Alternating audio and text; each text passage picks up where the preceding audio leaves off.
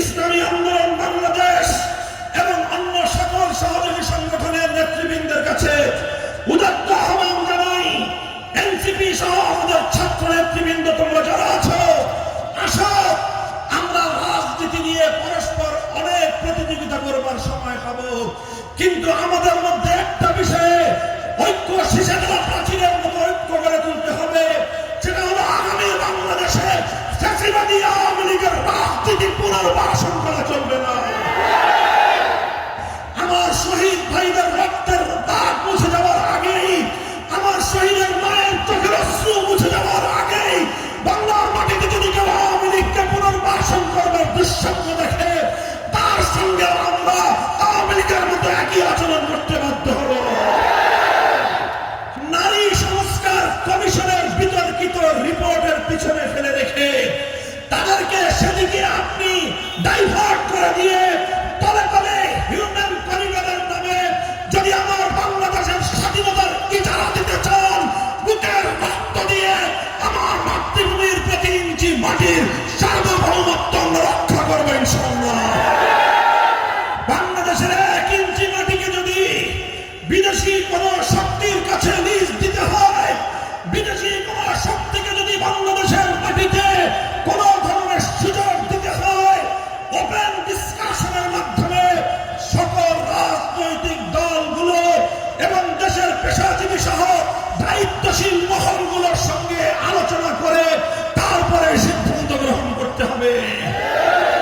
দেশের স্পর্শকাতর সেনসিটিভ ইস্যুতে সরকার যদি তড়িঘড়ি করে কোন সিদ্ধান্ত বাস্তবায়ন করার পায় তারা চালায়, আমরা বুঝে নেব ডাল মে কুছ কালা হ্যায়।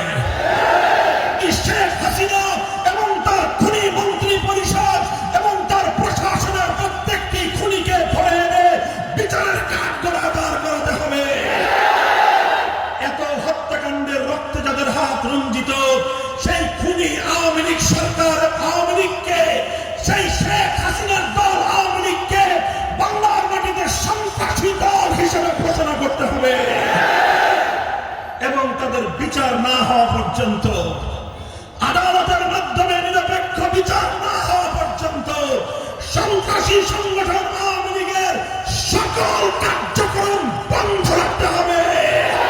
2024 সালের পর যদি আমাদের চেতনাকে, আমাদের 24-এর অর্জনকে যদি কেউ চিন্তায় করতে চায়, গোটা বাংলাদেশ জুড়ে তাদের বিরুদ্ধে প্রতিবাদ এবং প্রতিরোধ করে তুলতে হবে এবং তাদের বিচার না হওয়া পর্যন্ত, আদালতের মাধ্যমে নিরপেক্ষ বিচার না হওয়া পর্যন্ত সন্ত্রাসী সংগঠন আওয়ামী লীগের সকল কার্যক্রম বন্ধ রাখতে হবে। আমাদের পার্শ্ববর্তী প্রতিবেশী রাষ্ট্র ভারতকে আমরা সতর্ক করি, বাংলাদেশ নীতির ব্যাপারে তোমরা তোমাদের বিগত দিনের দৃষ্টিভঙ্গি পাল্টাও।